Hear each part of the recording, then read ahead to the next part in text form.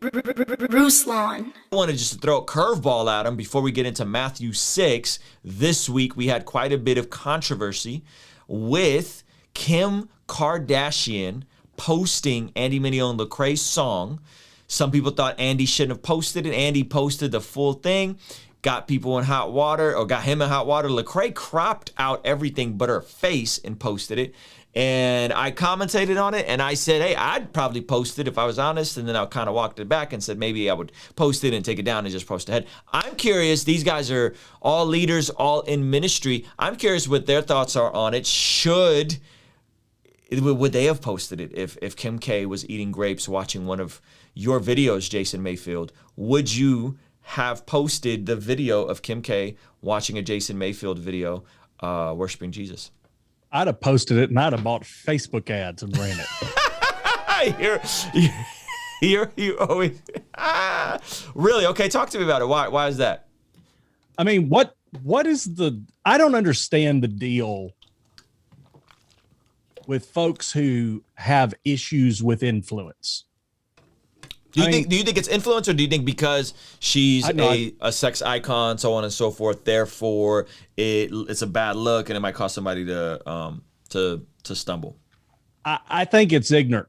Okay. I think is what it is. I mean, if I didn't see the photo, let me say that. So I don't know what was the level of showing stuff. So she had on like a shiny, glittery bra type of thing, and she had on pants. And she was eating grapes. Let me look it up. I feel like I need to see it. Look it up. Go to Andy's thing. Look it up.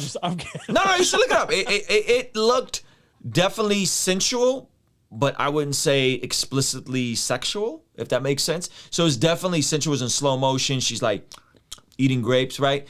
And the song is playing. And the song is taking on a new life of its own. Initially started as like a sports anthem. Now it's became like a girls saying they're coming in hot, right? So it's like, I'm coming in hot, eating grapes, right? That's kind of the vibe of the post. And this is a Lecrae song? This is a Lecrae and Andy Mineo song. I don't know, man. I just can't fathom. Granted, I'm going to say if she was posting my stuff, she's probably going to be sitting there that way, eating grapes. But, so it would be a different context. But I don't know, man. I mean, it's influence. It was an ad for some clothing she was featuring. Let me see if I can get it on the screen. So she was dressed that way on purpose. Yeah. Like it was a photo shoot. Purpose to the way she was dressed. Yeah, I'd share it. Okay. I mean, I get that people have issues with it. So let's see if I get this on the screen. Don't stumble for this, okay? No. That's not the point. Let me see if I get it on the screen. Hang on. I got to pull up your live stream because I wouldn't be able to see it. Okay, so here is Kim K eating a grape, listening to Andy Mineo. She has this little thing on. It's definitely sensual. I don't know if it's sexual. So I don't know. Yeah. I don't know. I think it could be worse. I mean, it looks like she's doing her modeling work. Okay. I mean, it's in terms of what I'm just observing from what she's doing. Yeah, no, it's definitely modeling in the work. video. For it's sure. not like she's in my brain. I was envisioning her doing something where she was pretending to be sensual, like a TikTok kind of thing, or something. Yeah. No, she's just taking photos. She's doing her work. Brian said, "Get that off the screen." He said, "So."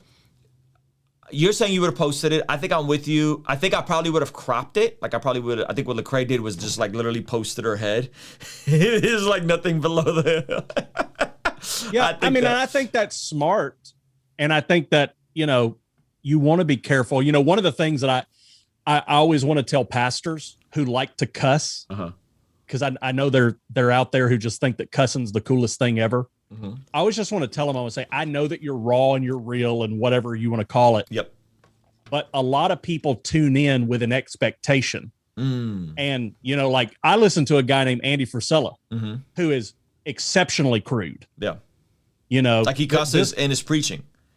Well, he's not a preacher. Oh, okay. But he needs, 3 F words to finish the sentence. It's just not rounded off. 3 F words, a period, and an exclamation point. Okay. But I'm going to listen to him when I don't have my kids in the car.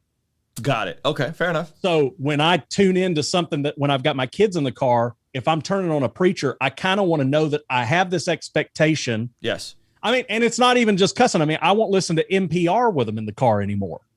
Yeah. Yeah. Because I can't listen to NPR without having to get into a gender conversation with an 8-year-old. You know, what does that mean?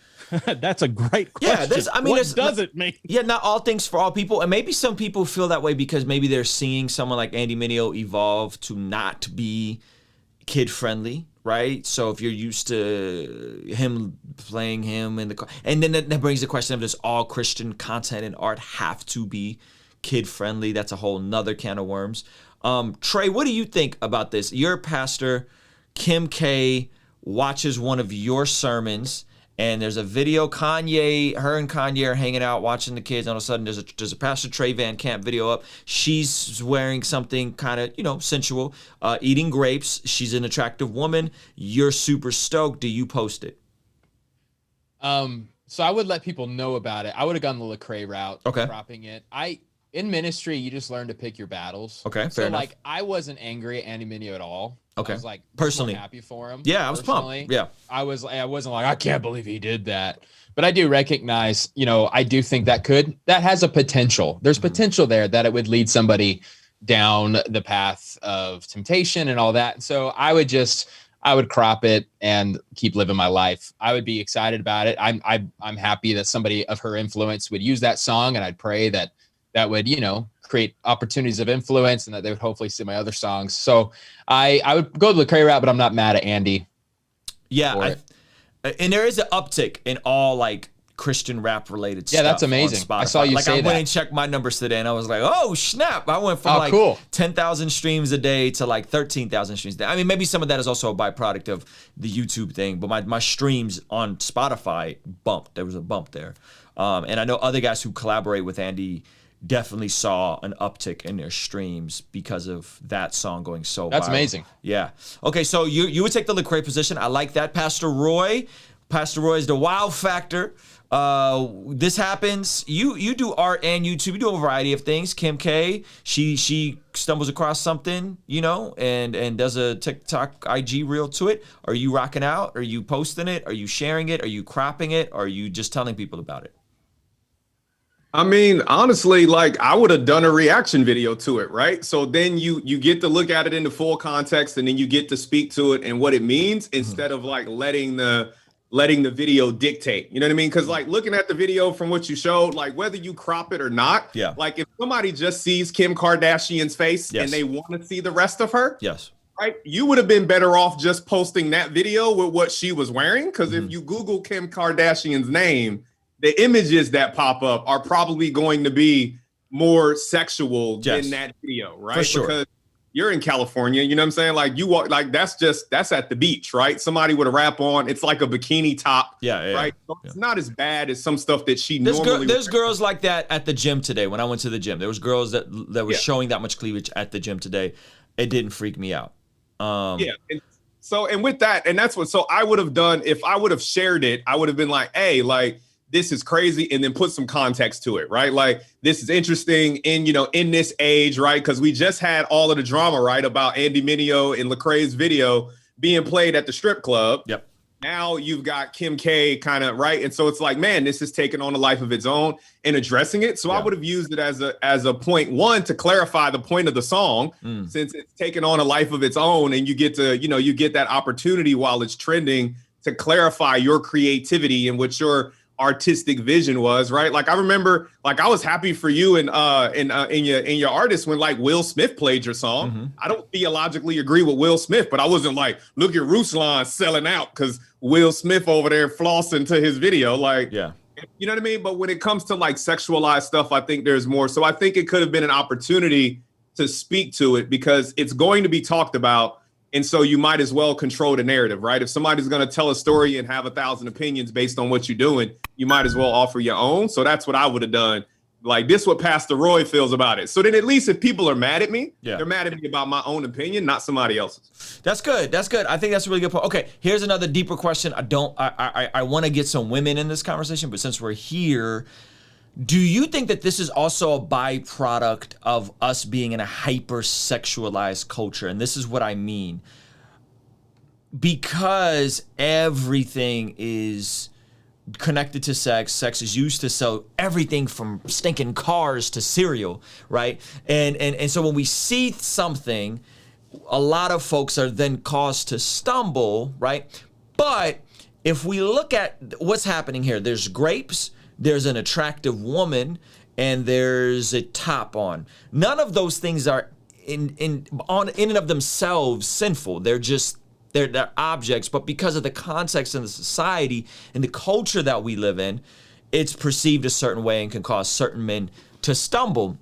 And again, I would say I saw more sexual stuff at the gym this afternoon or when I go to the beach than that specific video, right? So the question is, if we go to other parts of the world, if we go to, I don't know, a tribe in South America or a tribe in Africa and women are dressed like that, and because it's not sexualized, but it's the same amount of skin showing and their context is different, they don't engage it with nudity the same way as we do. It's not as taboo in that context. Is some of this like American kind of, I don't know how to describe it, but like American pent up sexuality that everything is intended to be sexual, even selling clothes or makeup or cereal or cars, that then it adds this additional layer to it that complicates it a bit more. I'm really curious on that cover because I was thinking about that as well. Like if this is a whole nother country or a whole nother continent, is the context of it different?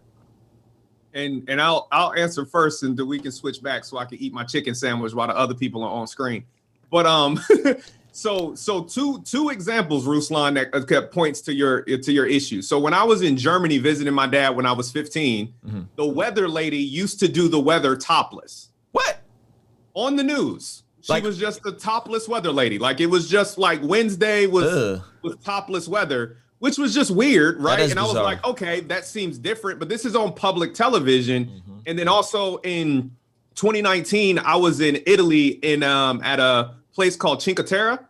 And it was crazy because at the beach, like girls like the age of my daughters, right? Like maybe 7, 8, 9, 10-year-old girls, they didn't have tops on.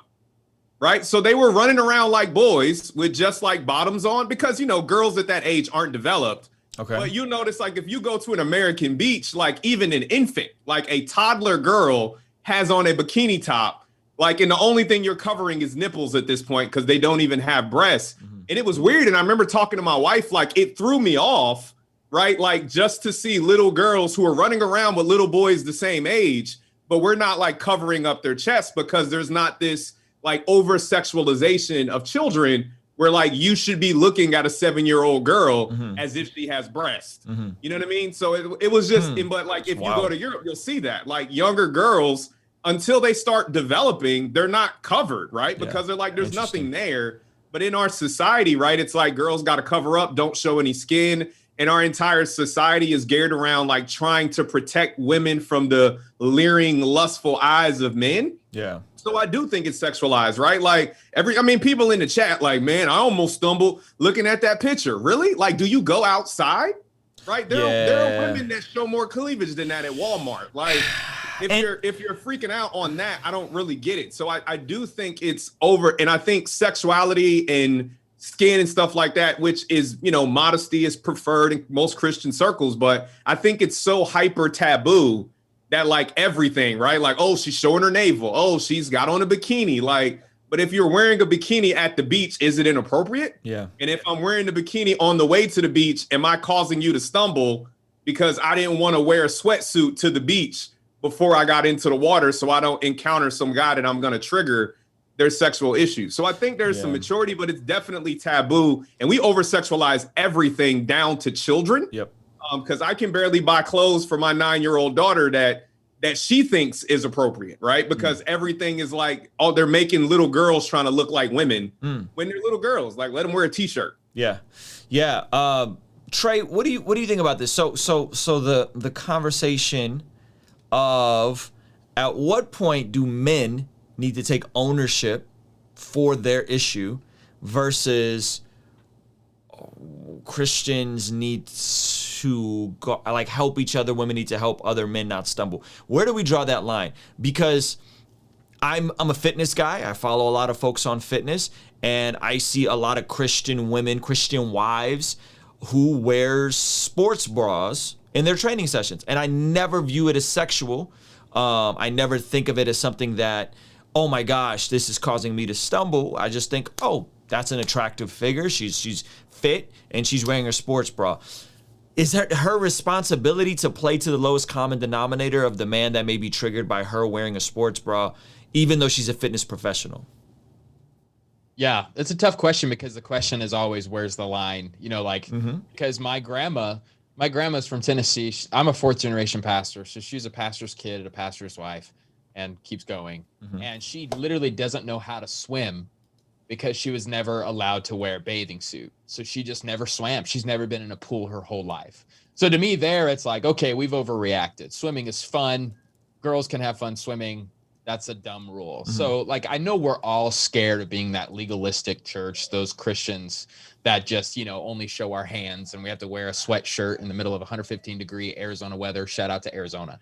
So that's what's hard. Yeah. But then I also know, like, I go with a lot of debates with I have a good friend, Zach. He's a lawyer. And so it's fun to argue with him and I lose every time.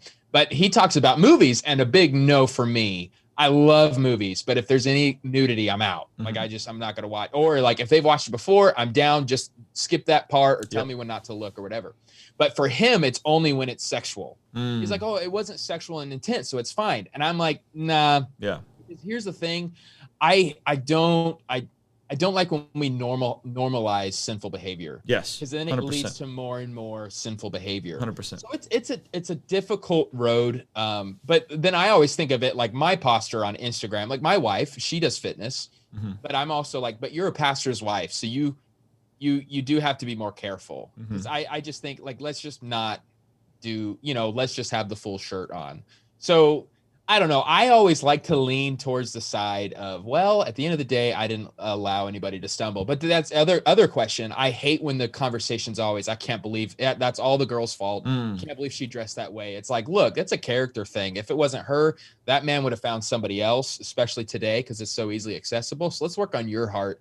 Let's work on your character, especially for men. We just shift the responsibility. And that's really sad. Like, we need to be better than that. But it's a family thing, so I think it goes on both sides. Maybe it's not the answer you're looking for. No, that's a good. I think that's a good answer. Lame, what do you think, Jason? Let me ask you a question, Trey. Though, yeah, is it really asking her to do that? Is it really we want to keep people from stumbling, or is it really we just don't want to deal with a headache? I don't want to deal with a headache. Yeah, that's a big part of it. You're right. That's a big part of it for sure.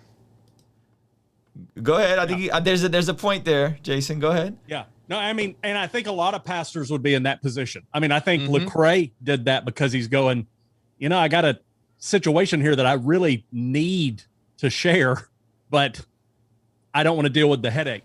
Because here's the reality. This issue, not to speak to the culture at large and every sexual issue of the culture, but this particular thing, if people are going, well, he shouldn't have posted that, that's going to cause people to stumble, or that caused me to stumble, or this. No, it did not. This is not a hyper-sexualized issue. This is a hyper-offended issue. Did you go back and look at it, Jason? I'm just curious. I looked at the one you showed. Okay, cool. It was literally just that little 5-7 second thing. So with that, though, the thing is if you're trying to distance yourself from that, you're not on social media. You're not on any platform where they would have shared it. I mean, my For You page, whether it be TikTok, Instagram, it's like Star Trek, Power Rangers, bases, and women. And they just put the women on there. And some of that may be because of us being in network marketing and having so many women in our business and some of that, but they're just there. They're putting them in front of you. So it's not like Lecrae put it in front of you. Oh, Lecrae shared a picture of Kim Kardashian. I have the Kardashians on my For You page. They just show up. They're pushing this stuff. So no, I mean, this was not an issue. And anybody who says it is looking for something to be upset about. And sometimes offense is not, I need attention. Sometimes offense is, I need to position myself in righteousness. Offense is a great tool for self-righteousness. I can't believe they do that. I would never do that. I would never post something like that because I love the Lord. Well, you're sitting here running your mouth about everybody. You know? Well, I don't know. I don't think this is an issue of hypersexuality. You know, but again, like you're in California. I'm in Florida. You know, the checkout lady at the grocery store looks like that. Yeah. You know? Yeah. That's a fact. So, okay, this is I like this conversation a lot because I think there's a lot we're picking apart. So the point that some people made, and this really bugs me, and I maybe you guys have better words to articulate this because this just bugs me. But someone keeps saying, and I've heard a lot of this. Well, what she was known for was the way she got into the industry was through a adult homemade video, right? And because what she's known for, that is now a part of her brand. Why would a Christian ever repost someone that's known by that? And I understand that. I understand that the way they finessed and the way she got famous, and then the way the Kardashians got famous wasn't for virtues and positive things necessarily, right? That is such a frustrating thing, and I think it's such a as if people are static and what they start with is who they become for the rest of their life, right? As if because that's what she did 20 years ago, which is about when that happened, 18 years ago, that now that is forever her identity. There's no room for her to evolve into an entrepreneur. There's no room for her to evolve and potentially get saved. She's been dabbling in church and proclaiming Jesus on and off for years. And again, this is not an endorsement of her and everything that she represents, but it's like, holy smokes, if she saw some of these comments from some of these Christians, what kind of witness would that be, man? Trey, what do you think about this? I mean, yeah, imagine with Rahab, the prostitute, right? It's like, oh, we can't use her. It's the one place that's going to give us, she's a spy, she's going to help us, but she's called a prostitute. So sorry. So, we can't label people that way. I totally get your angle, and I agree with that. Praise God that I'm not labeled by my worst mistake, right? And so I think we just have to keep a disposition of grace, and especially with her situation, like you said, she's had at least Christian followers around her, and so we should really honestly just keep hoping for the best and believing. And I'm just so grateful that I'm not defined by my worst day or even my best day. Like I'm defined in Christ and Christ alone. And I think because we've received that grace, we must be gracious to everybody who's around us. Yeah, I think it's that, and I think it's a misunderstanding of the gospel and what Jesus actually does to the sinner that becomes a saint because of his work on the cross. I really think it's that. And so it's like, before you put your lips or put your fingers on a keyboard to write that comment, did you at least stop and pray that she would reconcile with her husband? Right. Did you at least stop and pray that there would be restoration in their marriage? Who maybe some of this stuff is the reason why they're having some tension in their marriage, right? That some of the business stuff and the way she's gone about it.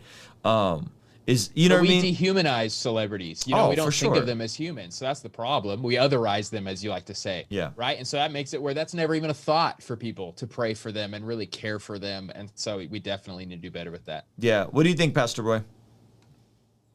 Yeah, man. I think you're right. I think the annoying thing about it is, right, like you said, they're what she was known for. Like, my daughters know who Kim Kardashian is.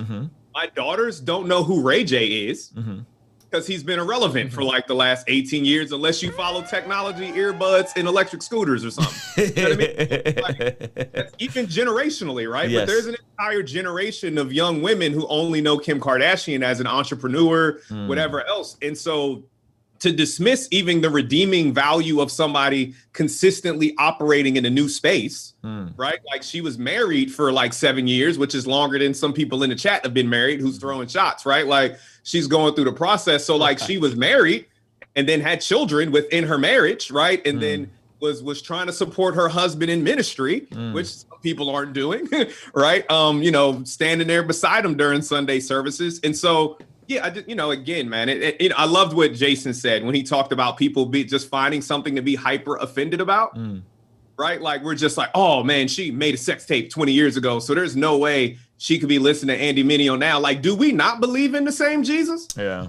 Last time I checked, I know drug dealers, murderers, crackheads, prostitutes, pimps, all of that stuff that now love Jesus. Yeah. So does it matter what somebody was doing 20 years ago? And again, if you don't know them that well, why are you speaking on them anyway, right? Like, we dehumanize them and we make them targets of our own fundamentalist self-righteousness, right? That it's like, well, I'm better than them. But I'm like, but are you really? Like Jason said, you're just sitting here running off at the mouth. And, you know, I'm sure it's going to be a Ruslan, a new hoodie here at some point. But I'm going to just say that's goofy. And that's goofy. I'm leaving it there. Jason, what do you think? You should get a bell, a goofy bell. I like that. Just bam. Were you about to say something, Trey? Yeah, I just a quick one-liner. Like, if Jesus was afraid of guilt by association, he would have never left heaven. We have to remember that. We make so many decisions based off of that. We can't be guilty by association. Well, the Pharisees called him a drunkard, a sinner, because that's who he hung out with. So you're in good company if you do things like that. That's good. That's good. At the end of the day, if Jesus came today, after a hooker washed his feet with her hair, people would be posting on the internet, I think Jesus has a foot fetish. That's what they'd be posting. They'd just be losing their mind. But I'll tell you this, everybody who's upset about Lecrae posting Kim Kardashian because they're in the sphere or they're in the arena where they know who Lecrae is, I would bet that they've got Kanye West's little Christian album that he came out with on their phone. So tell me what is so much worse about this versus Kanye West and anything that he would have shared of her at any time. I see what you're saying. Yeah, because he shared some photos of them. I don't feel like family photos and stuff like that. Yeah, that's actually a good point. That's interesting. It's a strange thing with celebrities because we have such a desire for a Messiah because we look past the one that we have all the time. And we have such a desire for a Messiah that we're constantly excited about celebrities getting saved. And then we scrutinize everything that they do without realizing that these are people who are in the process. These are people who are probably new believers. And by the way, whenever a celebrity gets saved, we ought to be amazed by that because they've done something that Jesus said is very, very difficult. How difficult is it for a rich person to enter into the kingdom of heaven? If they've done it, then we should be building a hedge of protection around them with our words, with the way that we defend them, with the things that we post about them, and rather the minute they get saved, we ask for full transformation in every area of their lives. If they're on their way to be saved, we don't even want them because they did a sex tape 20 years ago. You know, I mean, it's good. Yeah, I don't think she did one either, did she? I mean, it just like got put out. It's not like she was a porn star. Yeah, I don't know how that came together. I do know that there is something about viewing people on the internet and celebrities as avatars and not real and not human.